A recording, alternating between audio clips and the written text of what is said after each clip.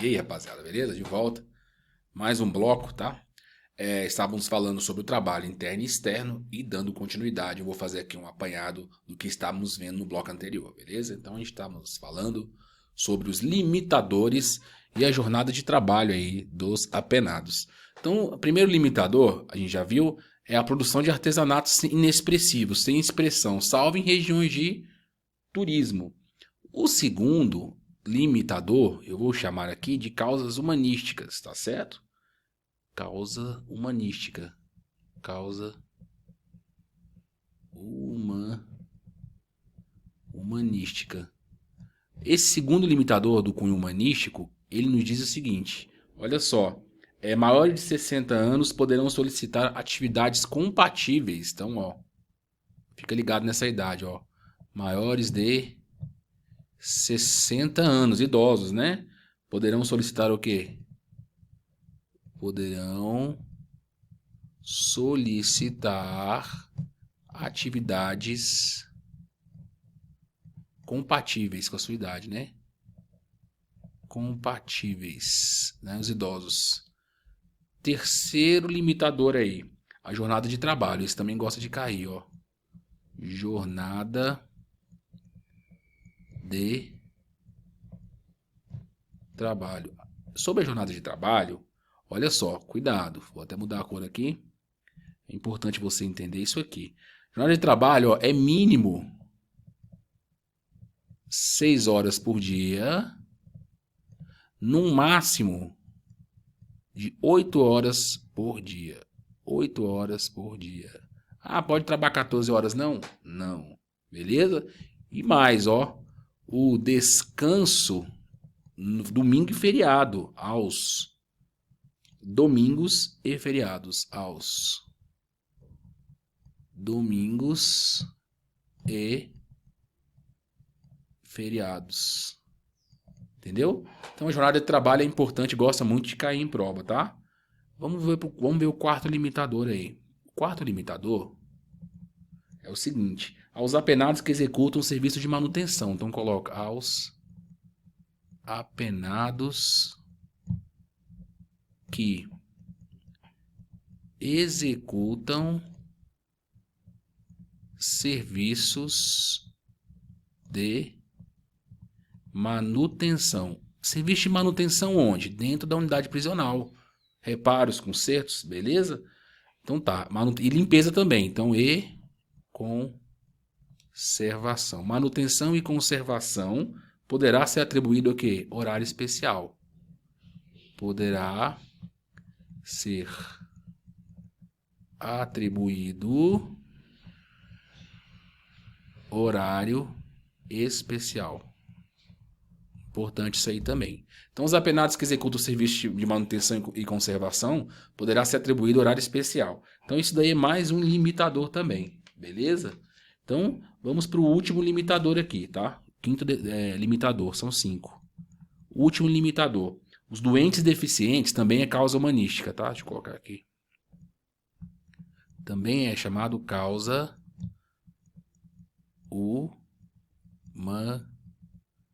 humanística.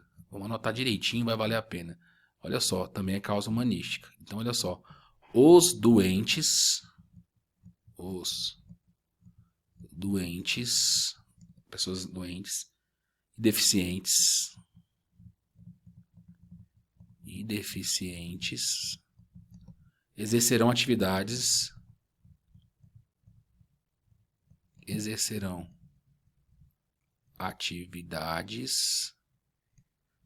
adequadas ao seu estado, claro, né? Adequadas ao seu estado. Beleza? Ninguém pode trabalhar ao seu estado. Beleza? Então serão... Opa, deu uma bugada cabulosa, mas a gente volta lá rapidão. Ao seu estado. Então, voltando aqui, tá? Doentes deficientes exercerão atividades adequadas ao seu estado. Então, olha só os limitadores. Vamos lá, vamos passar por eles aqui. Primeiro, a gente viu aqui o seguinte. A gente viu o limitador quando fala dos artesanatos inexpressivos, né? Artesanatos sem expressão. A gente viu também que maiores de 60 anos, ou seja, idosos, poderão solicitar atividades compatíveis. E sobre a jornada de trabalho, atenção especial para o mínimo e para o máximo. E o descanso aos domingos e feriados. A gente viu também que os apenados, aqueles que fazem manutenção no ambiente prisional e conservação, poderão ter uns chamados horários especiais. E outra causa humanística são os deficientes e doentes que poderão se adequar a cada estado, poderão exercer atividades adequadas a cada estado. Então esses são os limitadores, tá certo? Então vem aqui comigo. Então olha só, obviamente não pode ser aplicado não pode ser aplicado trabalhos forçados e nem trabalhos desarrazoados, de qualquer maneira. Existem limitadores. Não pode ser aplicado ao apenado, ainda que esteja na condição de pagar a pena, não pode ser atribuído todo tipo de trabalho sem nenhum balizador legal. E esses balizadores legais podem ser objeto da sua prova e anote, coadune no seu caderno para que você sempre acerte isso em provas, beleza? Então, seguindo aqui, a gente viu o seguinte, esses são os limitadores. Superamos esse assunto, aí surge a seguinte pergunta que eu quero trazer para vocês. E se o cara realiza uma atividade de manutenção ou algum outro tipo de atividade que exerça as 8 horas máximas? O que acontece? A chamada hora extra. E aí, rolou hora extra? O que acontece quando rola hora extra? Quando rola hora extra, eu trago à tona o habeas corpus do STJ, de número 39.540, que fala o seguinte, considera que para cada 6 horas extras realizadas na jornada de 8 horas diárias, como um dia de descanso para fins de remissão. Aí você olha e fala, Silvio, não saquei. Então vamos anotar aí, olha só. Então imagine o cara trabalhou lá, teve o seu dia lá, né? Então olha só, aí vamos supor aqui, vamos dar um exemplo para você entender isso. Vou colocar aqui como exemplo. Então você imagine que nesse primeiro dia o cara trabalhou 8 horas por dia, só que necessitou que ele ficasse mais 2 horas naquele dia. Então ele trabalhou um total de 10, não foi? Aí lá no segundo dia, o máximo é 8 horas por dia, e ele necessitou ficar mais 2 horas devido às peculiaridades da atividade, pode acontecer. E no terceiro dia, ele trabalhou os 8 dias, e foi necessário que ele ficasse mais 2 horas por dia. Somando isso aqui, deu 6 horas por dia, não é? 6 horas. Então, olha só, para o trabalho, para cada dia trabalhado, não são 8 horas diárias? Aqui serão 6. Então, quando se tratar de hora extra, olha só, quando for hora extra, não é 8. Quando for horas extras, serão 6 horas para fins de remissão. Compreender isso aí, interessante, né? Então esse é o HC 39.540 do STJ, que entende isso. Hora extra, para cada 6 horas extra é o dia de remissão, não 8 horas de trabalho normal. Beleza? Então olha só, vocês vão observar lá no artigo 126 o instituto chamado remissão, na qual a pena é reduzida por meio de trabalho e estudo. Então calma, a gente vai chegar lá. Mas saiba o seguinte, quando se trata de hora extra, o dia é reduzido para fins de remissão. 6 horas e não 8. Entendeu? Anota, vai dar muito certo isso aí. Beleza. Seguindo aí. Locais de trabalho do preso. Onde o preso pode ficar sobre o abraço de quem? Então, olha só. Vamos colocar primeiras observações gerais aí, né? Então, beleza. Então, locais de trabalho do preso. Então, olha só. A responsabilidade é da entidade geradora, né? Então, olha só. Beleza. Então, o que acontece? Vamos colocar aqui, observação. Vou colocar bem aqui, observação, A responsabilidade pela tutela do preso, responsabilidade pela gestão do preso, né? Responsabilidade é da entidade geradora.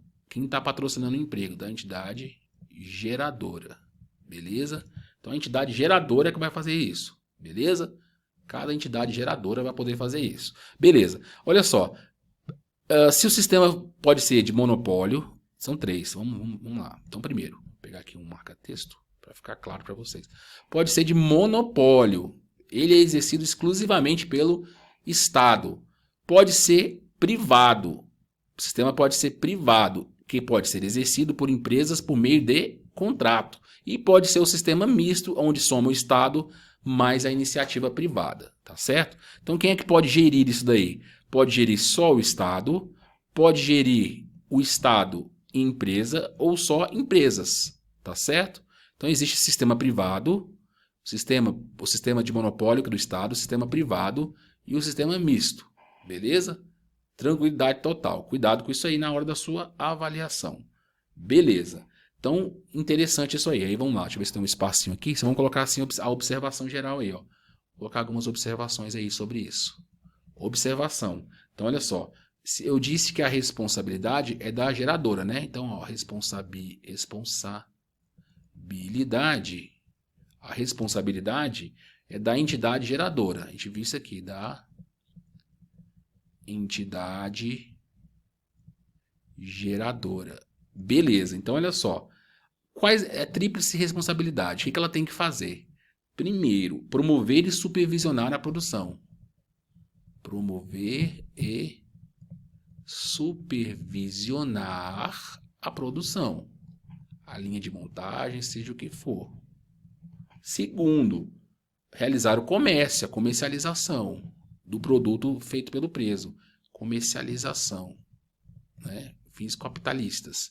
Terceiro, arcar com as despesas. Mas que despesas são essas? Despesa de remuneração do pessoal, dos presos, e também dos insumos, tá certo? Ou da matéria-prima. Matéria-prima. Beleza? Então a responsabilidade é de quem? Da fonte geradora, tá bom? Então olha só, essa fonte geradora, olha só. Se for estadual, ela é monopolizada. Se for privada, é privada. Se for mista, é iniciativa privada mais Estado. Então, a responsabilidade é sempre da fonte geradora. Beleza? Então, outra observação legal para você colocar no seu material. Pode ser realizado os chamados convênios. Pode ser realizado convênios, beleza? Com a chamada iniciativa privada. Esse convênio vai dar caráter misto, né? A gente viu isso aí. Iniciativa privada. E esse convênio da iniciativa privada pode ser ao mesmo governo mesmo. Pode ser uma somatória de esforços. Só que tem que ter uma finalidade, gente. A finalidade é sempre oficinas de trabalho. Oficinas de trabalho. Pode ser realizada essa parceria e esse convênio, beleza? Sem nenhum problema. E a última observação aqui é referente ao que é produzido. E o que é aquilo que foi produzido? Os produtos produzidos pelos apenados. Então coloca aí, ó. Produtos produzidos pelos apenados. E esses produtos produzidos pelos apenados, como é que faz? Como é que determina?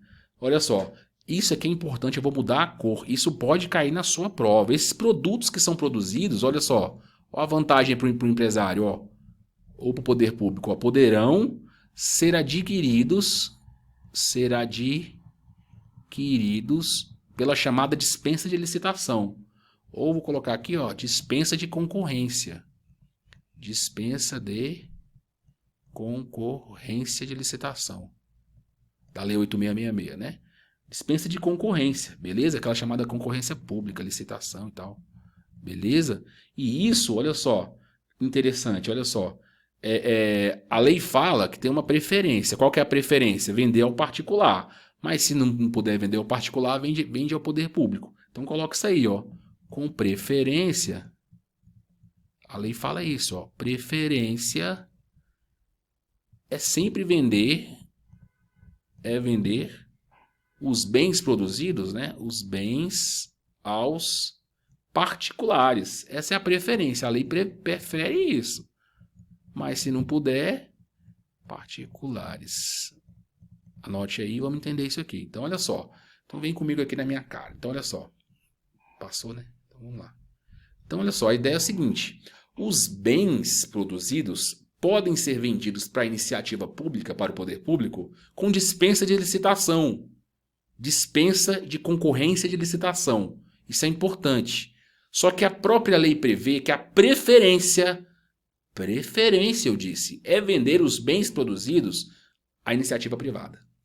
Claro, isso é óbvio, para não inflacionar o quê? O poder público. Mas o poder público ele pode comprar com dispensa de licitação, embora a preferência seja da iniciativa privada. Os bens produzidos pelos presos. Sacou essa ideia? Então vem comigo aqui de novo. Então entenda essas observações aí são pertinentes, que podem cair na sua prova.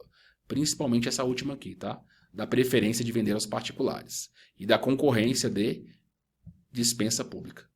Dispensa de concorrência pública. Beleza? Isso é muito importante para você. Legal. E os lucros? E o lucro? Tem um lucro, é uma empresa que tem lucro. E aí, vai para quem esse lucro? Isso a lei também prevê. Vamos entender. Vai para quem? Olha só, o lucro tem dois destinos, olha só. Vou colocar aqui, ó. Ele pode ser revestido em favor da empresa pública, ó. Revertido em favor da empresa pública ou fundação responsável. Ou fundação responsável. Aqui vai gerir, né? A geradora. E também se houver ausência dessas empresas públicas e fundação, acontece o quê? Olha só, é revertido em favor da unidade prisional. Olha só, é revertido em favor da unidade prisional, UP, unidade prisional ou estabelecimento, né, onde está sendo executado o trabalho. Onde está sendo executado o trabalho. Isso é importante para você. Onde está sendo executado o trabalho. Então o lucro ele vai para onde? Para a empresa pública ou fundação. Na ausência, vai para onde? Para a unidade prisional onde está sendo executado o trabalho. Aí a gente finaliza o trabalho interno. E o trabalho externo? O trabalho externo, ele é extramuros. Ele é extramuros ou fora do ambiente prisional. Fora do cárcere, fora do ambiente, do ambiente, vou melhorar aqui, fora do ambiente prisional. E esse trabalho extramuros, o trabalho externo, ele tem um limitador muito importante, ele é destinado aos presos do regime fechado. Abra seu olho aí, meu filho. Presos do regime fechado. Olha o destino, obras e serviços públicos. Então, olha só, o trabalho externo aos presos do regime fechado, olha, não tem regime semiaberto e aberto aqui. É destinado aos serviços e obras públicas. Serviços e obras públicas. Perceba que existe aqui, ó, vou colocar essa observação aí para ficar no seu material, um chamado elevado risco de fuga, não tem? O cara vai estar lá fora sem nenhuma supervisão. E se tem um elevado risco de fuga, tem que haver o quê? Um critério de seleção extremamente rigoroso. Um critério de seleção dos trabalhadores rigoroso. Então tem que haver um critério rigoroso aí, beleza? Tranquilo? E mais, vou pegar aqui uma outra cor, vamos colocar aqui esse azulzinho aqui, ó. E mais, olha só, esse trabalho aí, ó, pode ser executado em dois lugares. Pode ser executado na administração pública direta e pode ser executado na administração pública indireta. Indireta. Quem é a administração pública direta? Isso. Elas mesmas. União, estados, DF e os municípios. E da administração indireta? Fundação, autarquia, sociedade de economia mista e empresa pública. Pode ser executado lá. Beleza? Só que olha só. Tem que ser tomado o quê? Vou anotar isso aqui. Vou dar para o vermelhinho aqui. Olha só. Olha só. Importante aqui, tá? Importante você entender isso, ó. Onde foi executado não importa, mas olha só. Deve-se tomar todas as cautelas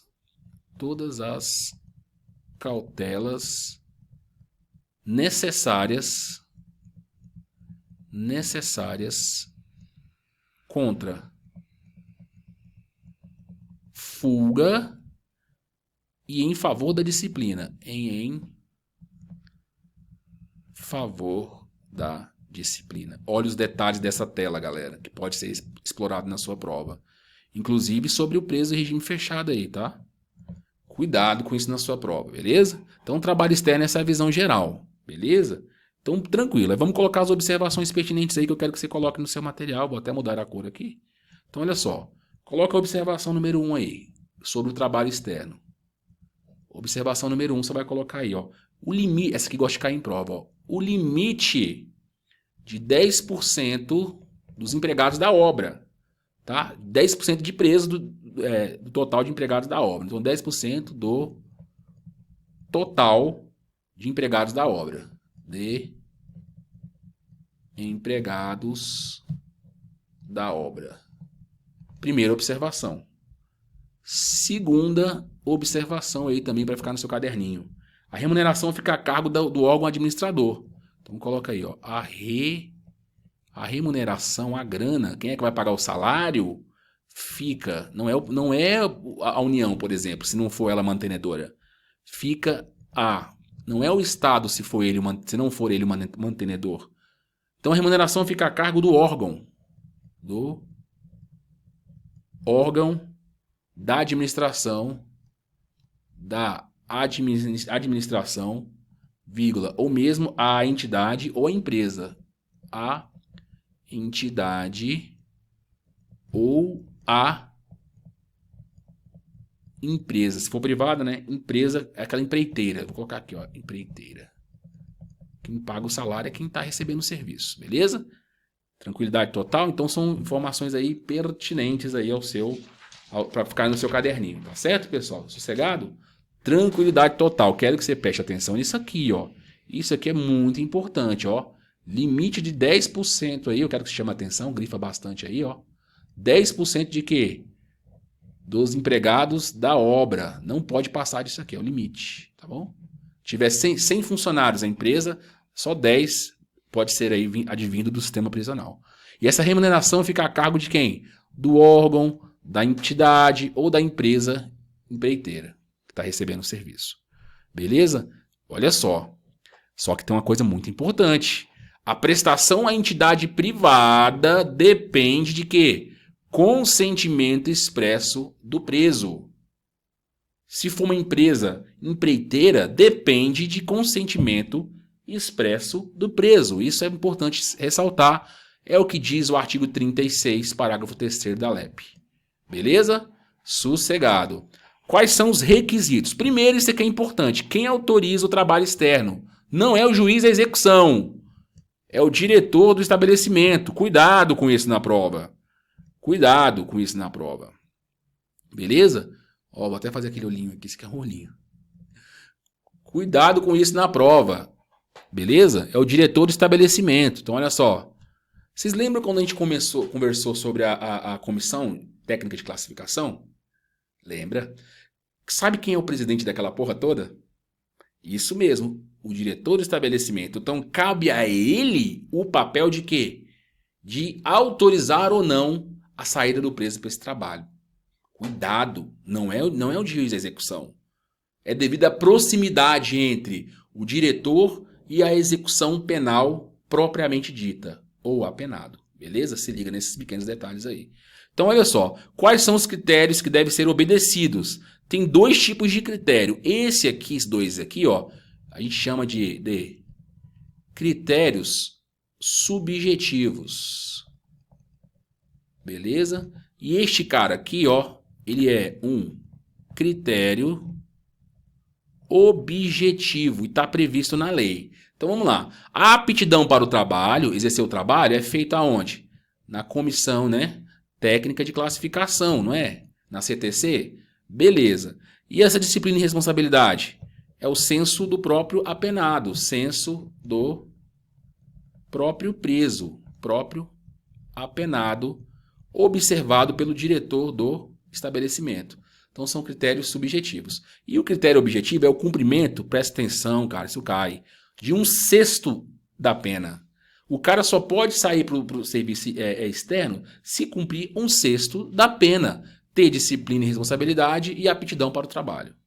Beleza, galera? Cuidado com esses critérios aí, tá certo? Esse aqui de 1/6 da pena é importante, vale a pena memorizar, tá? 1/6 da pena, beleza? Tranquilidade. E a revogação do trabalho externo? Quando pode ser revogado esse trabalho externo? Beleza? Quando o preso perde o direito. Então, ó, quando o apenado perde esse direito ou esse benefício. Quando ele não pode mais trabalhar fora. Então vamos lá. Então se ele praticar, ou mesmo a prática de 3 coisas. Primeiro, o fato definido como crime. Se ele praticar fato definido como crime. Segundo, se ele praticar a falta grave, lembrando que a falta grave é prevista onde? Na própria lei de execução penal, né? E as faltas médias e leves em legislação específica. E também se ele patrocinar ou praticar comportamento subversivo da ordem. Subversivo. Então essas 3 coisas aí, essas 3 coisas fazem o cara perder esse benefício, beleza? Fato definido como crime, a falta grave, embora todo crime doloso, né, seja o quê? Uma falta grave, beleza? Tranquilo. Então, comportamento subversivo. Tranquilo. Aí, olha só. Para finalizar aqui, tem essa jurisprudência. Então, olha só. Importante aqui. Vamos entender essa jurisprudênciazinha aqui. É incompatível, olha só, de persistir sendo afirmada ainda quando se trate condenado por crime hediondo, o delito aqui parado, da Lei 8.072 de 90, a participar do regime de pena, apenas faz obrigatório a reprimenda prisional seja cumprida integralmente fechado. Aí beleza, a que interessa é essa, ó. Não impede o livramento condicional e tem tampouco o trabalho externo. Aí você olha para cá e fala, Silvio, o que isso quer dizer na síntese? Quer dizer o seguinte, que ó, você vai anotar aí, ó, condenados por crimes hediondos,